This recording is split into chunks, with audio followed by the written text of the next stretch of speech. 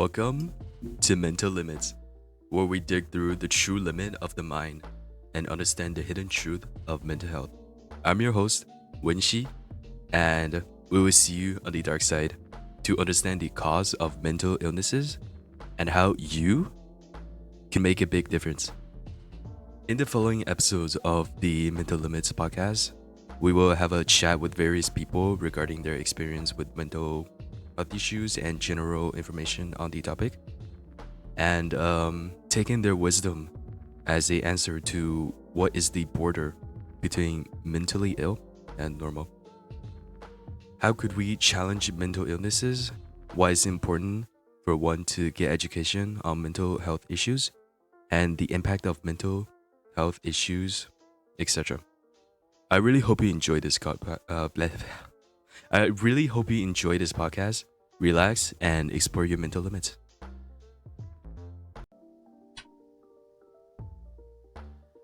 Let's start by looking at the prevalence of mental health issues globally and the profound impact on individual and society. Today, we're here with our guest and my dear friend, Charlie. How's it going? Hello, hello. And we'll start with a quote. From One Flew Over the Cuckoo's Nest by Ken Kesey. He mentioned that never before did I realize that mental illnesses could have a aspect of power. Power, think of it. Perhaps the more insane a man is, the more powerful he could become. Hitler, example. Fair makes a old brain real, doesn't it? How do you think, from the quote, I would like to ask you, how prevalent are mental health issues globally in the current state, and what are their impacts on individuals in the society? So I think as of right now, it is much more overall widely accepted because it's not it's somewhat well known that in probably from 30s to the 80s, maybe even 30s to 70s, it was definitely if you had any sort of very visible symptoms of any kind of mental illness, you were just viewed as completely insane. There was no helping you. You couldn't really be efficient. You couldn't contribute to society. So it's definitely much better now, and people are trying to understand what life is like for people who have these mental illnesses or are neurodivergent, and in terms of their impact on other people or society as a whole, interacting with these individuals kind of gives other people insight as to kind of what I said before, how they feel, and it I feel like experiences with them or talking with these kinds of people can make them a bit more empathetic to how their day-to-day life might be dealing with people who aren't as empathetic or who don't try to understand what their life might be like. Oh yeah, definitely. And we will get deeper into that topic later into the conversation. Yeah, sounds good. Yeah. I have a statistics that showed in 2019 Let's hear it. there's 970 million people globally with a mental disorder, with anxieties and depressions most commonly. And those mental health issues can cause difficulty in all aspects of life, including in relationships with family, friends, and community. And they could result from or lead to problems at school and at work. So, I'd like to ask you, what are some common misconceptions about mental health, in your opinion? I think something that can be misunderstood about these mental illnesses, whether it could be something simple like mentioned in the quote before, symptoms of anxiety or depression, or maybe some other ones that are found more common, maybe ADHD, ADD, autism. But I think a misconception is that these can be helped, and in the sense that some people out there think they can just be fixed, or like their behavior should just be improved. Like something that I've learned in terms of like, having experiences with people who have shown that in certain visible symptoms, or just like have mentioned it that they are mentally ill, like it can't be like, there's no magic pill, there's no way for them to fix their behavior, there's no way for them to like, just they can't help it. Like if they act a certain way because of experiences they've had, or genetics passed down on a like in a family, like I feel like some people don't realize that this isn't something that can be helped. Like it can't just be like, not helped. I'm sure that there are ways to, like overcome obstacles that are caused by their own mental illness, but like there's no magic pill. There's no way to automatically fix depression. You can't fix anxiety. Like most of this sticks with you for life, or tons of decades. Like it takes time. And I think, were more people to realize that, it takes time, it would be much easier for them to be accepted. Oh yeah, definitely. So it's like Mhm. it's a result of misunderstanding, right? Whether if it's like miscommunicating with others or with yourself, actually. Mhm. And I would say a cure, there would be a cure, but it would be like a slow process Yeah, it's where, something that takes time. yeah, understanding would be the key, and sharing your thoughts, I would think, is one of the most effective way to cure. I mean, not cure, but at least Overcome. comfort. Yeah, comfort the mental illness. Yeah. Mhm.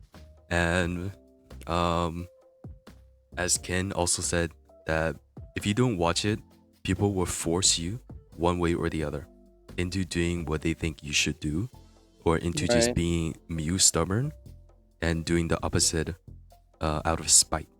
Yeah, no, that definitely, that makes a lot of sense. If you don't end up watching it, they'll just like, if you don't end up watching their behavior or trying to understand it, it'll just like, it causes them to deal with the pressure of not being able to help the way they act, and they'll just have to kind of like bottle it up, keep their head down, and just move on. But they can't, because that just makes it worse, and their mental health just takes an absolute dip. Oh yeah. Have you read the Yellow Wallpaper I have by not. Charlotte Pickens Gilman? No, I have Okay, not. okay, nice. It's basically a woman being mentally ill, right? Like slight mentally ill at the beginning, Sure. Hmm. and her husband decides to go to a quote unquote vacation, which Hmm. she gets isolated at the vacation house and not to be seen outside. Um, right. One of the quote from Gilman is, "If a physician of high standing, which her husband is, Hmm. and one's own husband assures friends and relative that there's really nothing the matter with the one but temporary nervous depression, a slight hysterical tendency, what is one to do?" Right? Oh, This, I see. Yeah, I see the yeah, problem. Yeah, if someone who is very smart in that like field, you could say, you can't really do much. right. So it's like a great misunderstanding. Like you mentioned, what can you do? Like someone puts a label on you as crazy, and Hmm. you're just stuck there with it. But yeah. So now would I like to you oh now I would like to ask you that how do you define the edge of being mentally unwell? Or as some people put it, as insane. That is definitely a difficult question, especially like, if if I don't consider myself mentally unwell, or I haven't, had enough opportunity to know.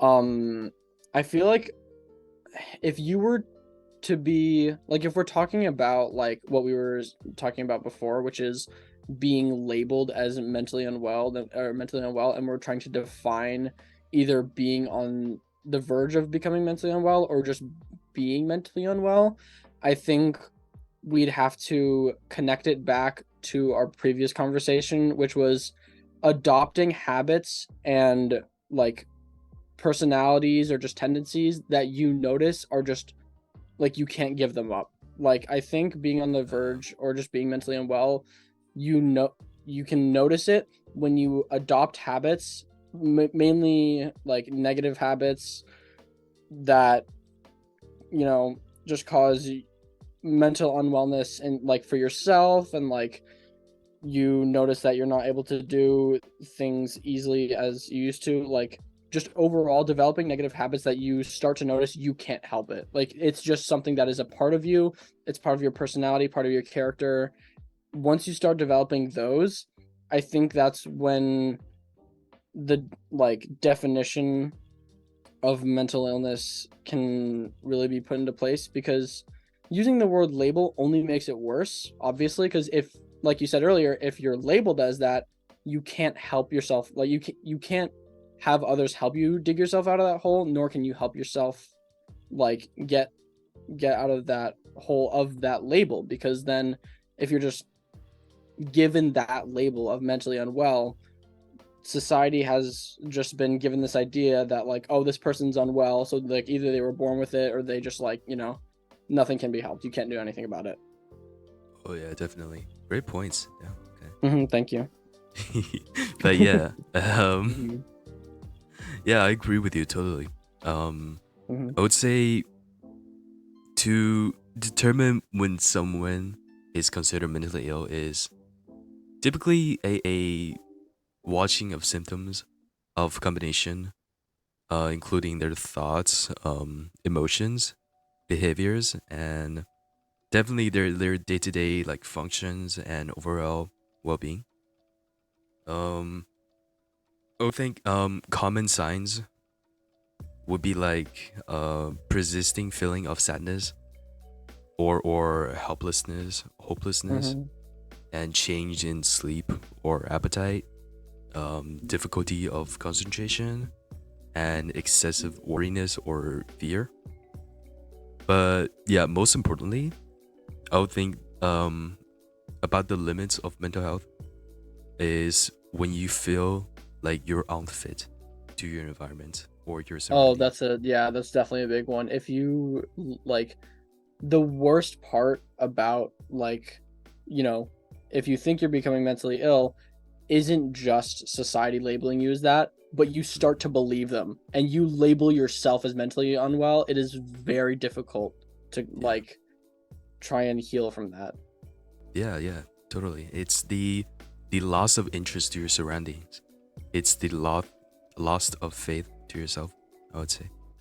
Or yeah, Yes. I think something similar I've actually seen happen to a lot of my friends, like onto your point of losing interest in your surroundings, is not gaining satisfaction from things that you used to enjoy, whether it's being a hobby or being around friends or sports. Like if you start to lose like satisfaction or happiness from those things, that really takes a toll on your own mental health. Yeah, definitely. And at this point, I want to say, I do want my all the listeners to know that life is unpredictable. So never give up on yourself. You might find treasures at any moment of your life. So do not give up.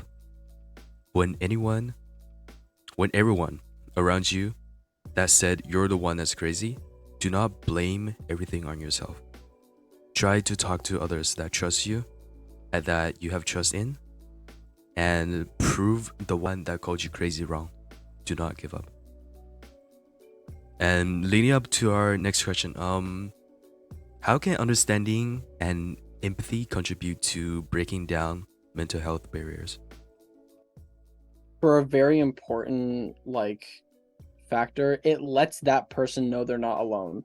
Like having Oh, yeah. empathy on the person who's experiencing these symptoms means that you understand what they're going through, or at least you're making an attempt. So it lets the person know that there are people out there that care about them, that want to know how to help you, or could actually know how to help you because they've been through something similar. Like seriously, getting an understanding of what that person is going through, or even showing an effort, can tell that person there are, even if they don't believe it, because really, like I think a huge like thought or just like a lot of thoughts that happen in, like, let's take depression for example, is even if someone does try to help you, they still think like, you know, everyone around them like doesn't like them or hates them, but it can really help. Like having empathy can really, it really can, it can tell that person that you care and you do want to help.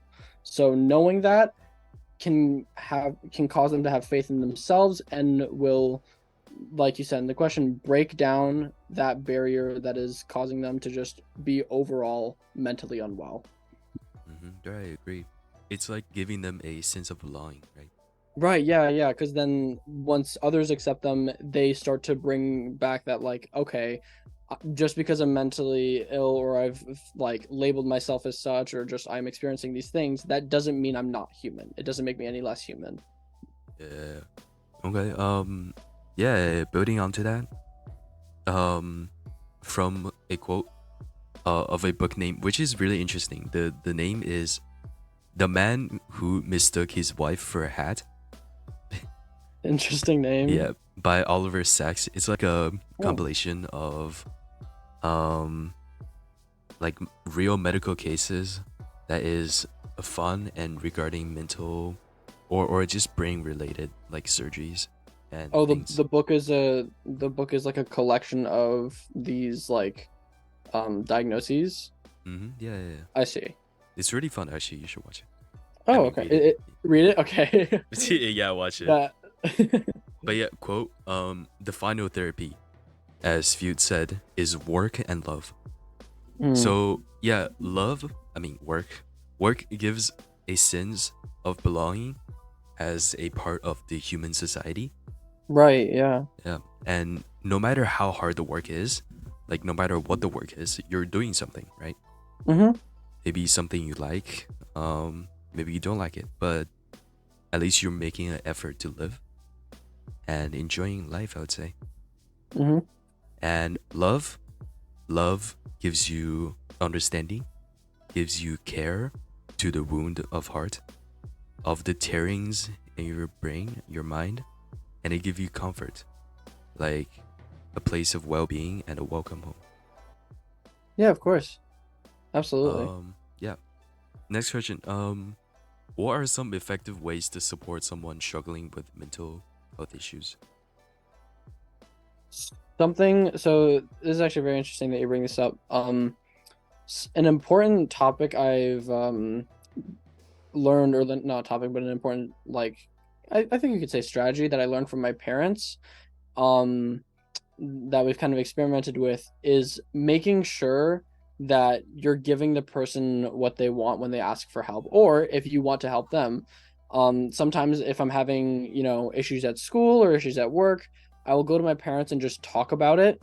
And a good thing to either ask or listen for is when this person does end up talking to you, make sure you're like either A, they're looking for advice, like when they're telling you these things, they want help, or B, they just need someone to listen to. Because sometimes, like, not immediate, like, sometimes people just don't want their issues fixed immediately. Sometimes they just want to be heard.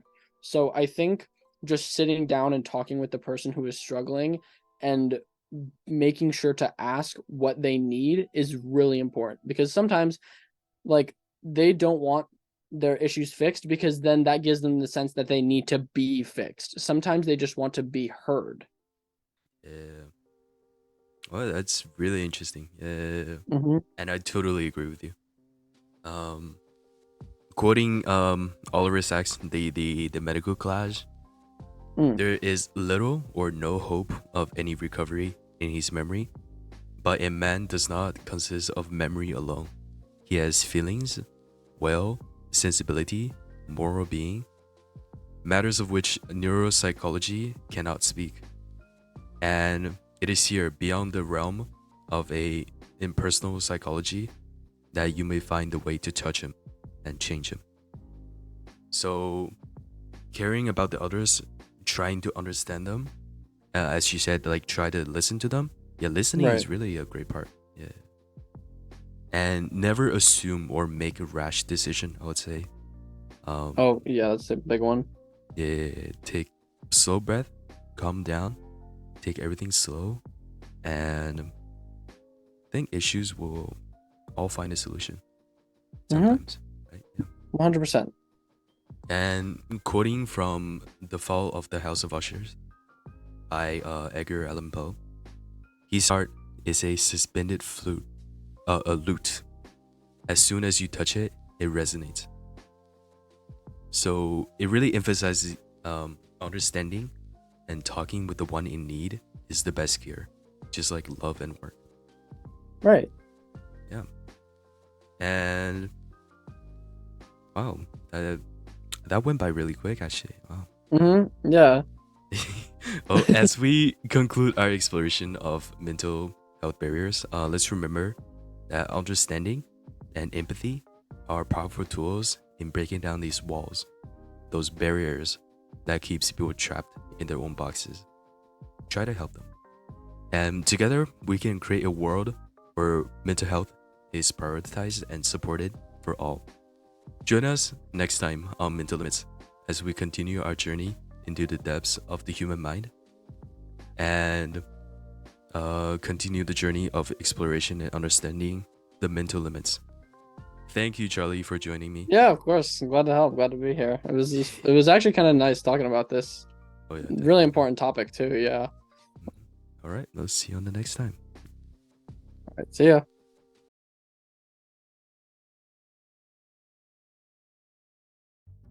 Welcome back to the second episode of the Mental Limits. We're gonna start off with a quote from the Washington Post article. When I finally realized I was insane, um, the author said one factor is definitely my own point in psychological development. Although I had been considered by others to be mentally ill before, never before was the gravity of my condition impressed upon me. So, communication has a great play in effective communication in recognizing the severity of mental health conditions and their impact on people's mental well being. With such, we welcome today's guest, Quest, with the impressive Siege KD of 1.2 and current Emerald 4 player. Welcome. Thank you for having me, Wenxi. It's an honor to be on the podcast, and it's an honor to have the ability to share my thoughts today. Yep. All right, so let's open up with the question of what role does communication play in understanding and addressing mental health issues, in your opinion? So I always like to draw back to this comparison that communication is like the bridges of trade between islands and cities. That as we communicate with others, we give vital resources. We give vital resources as in like vital information about one another. You know, things about ourselves, what we like, what we don't like, how we're feeling, how things affect us. So as we communicate with others, we gain this deeper, greater understanding of each other, and we are more able to either see when something is wrong mentally with one of our friends, companions, family members, but also we become more willing to share it because we've already have shared other thoughts connected to ourselves and our opinions. So I think that communication plays the most vital role in understanding our mental health issues. Yeah, I would definitely agree with you. Yeah, sharing your thoughts is extremely important to do, definitely. Yeah, it can't be understated. Yeah. Like the Yellow Wallpaper by Charlotte Perkins Gilman suggested. As the protagonist got denied expression, imprisoned by her husband, both mentally and physically. She slowly starts to build up mental illnesses rapidly until she couldn't handle the crushing weight of the mental burdens. Gilman said, "There are things in the wallpaper that nobody knows about but me, or ever will." So, this highlights the effect of isolation and making ordinary wallpapers revolting and evilly alive, haunting even. So, it is extremely important to communicate with others and definitely do not bottle up your feelings and express yourself to your loved ones or other trustees. Okay, moving on. How could societal attitude towards mental health impact individuals' willingness to seek help, in your opinion? Well, I think it's important to always think about humans. We're very social creatures, and as social creatures, we want to experience the least amount of rejection by our peers and the people around us. So, when a group or society of people start to view a certain struggle as one that's only designated for the weak, or is seen as a larger negative to the person, then people are less willing to, I guess, identify themselves with that struggle, even if it's to remedy that struggle. And they feel as if it is a burden placed on other members of the society. So it's important that a society views that the willingness to seek help as an important display of character instead of a negative one, because otherwise we start to see people become reclusive and reject other people as a whole because they cannot seek out the help that they would normally try to find in their peers. Yeah, definitely. Right? It's about the worry of the backlashes of the Yeah, societal judgments. Yeah. exactly. Um, yeah. Leading to that, I could cover that with a quote. I think, and I verily believe she thinks it is the writing which makes me sick. This is by the narrator of the Yellow Wallpaper, expressing her frustration and disbelief towards her husband's lack of understanding regarding her deteriorating mental state. I think sometimes people with mental troubles is afraid to speak of their thoughts, worrying about the backlashes of labels to be placed on them, and along with the societal judgments and various mental burdens. But bottling up thoughts could have great damage to one's mental health. So I ask everyone that listening to this podcast to provide more space for everyone you encounter and maybe try to understand them before you label them with a tag that you forced upon them. And for those who are being mind boggled, you should try to talk to professionals, loved ones, and friends who understand you with no judgments. Okay, now let's delve into the significance of sharing one's thoughts and the impact of mental health issues. So, as Oliver Sacks from Timmy, Quest. Sorry. Have you heard of a book called The Man Who Mistook His Wife for a Hat? I've heard briefly about it. I've never had the chance to read it or really dive into what what is Yeah. the content of the book. It's an interesting collage of I would say mental clinical cases, So and like it really. oh sorry. No, Like you go, you go. oh okay. Is it like addressing like real life cases or these fictional? Oh yeah, Is real it like life cases. real life cases? So it's not like anthological. No, Hmm. I would say Okay. the author, his name is Oliver Sacks, profound doctor. These are his surgeries or cases that he lived through, and I would say he's a professional at the field of mental health issues. He said our identity and our behaviors are always in development, and our capacity for feelings and emotions expands with experience. So the best we can do is to accept and work with what we have and to be true to ourselves. I think he made a very interesting point about acceptance, I would say, um, and develop the capacity of feelings towards others, towards experiences, as much as you can throughout our lives. So, with that being said, what are some real life examples of mental health issues that you have encountered, and how can they be treated or prevented? You know, I think within the modern technological era, we see this great wave of particularly younger members of society, experiencing depression or anxiety. And I think a lot of that just has to do with how much, how much more people's opinions matter to us now. And Yeah. we often feel isolated by these means that's supposed to keep us connected, like social media and stuff. So I think one way that's always important to treat mental illness is to watch for signs in people's behaviors. You know, often with mental health issues comes with a change in behavior from your friends.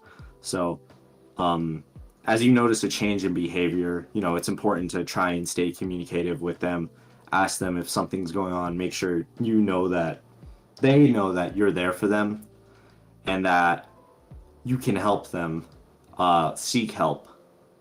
And I think a great measure in preventative care is just to, I guess, instill not necessarily virtues, but this understanding that not everything we see online is necessarily the truth for ourselves.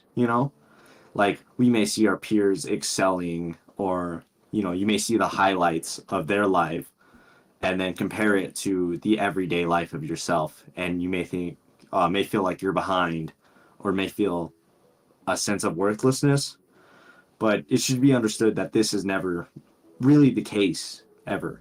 No one lives a perfect life. Everyone has struggles, no matter what path they've taken, and we should be more understanding of how people live different lives, and we should be more understanding that we live different lives than the people around us, and we shouldn't necessarily judge ourselves or think less of ourselves because of it.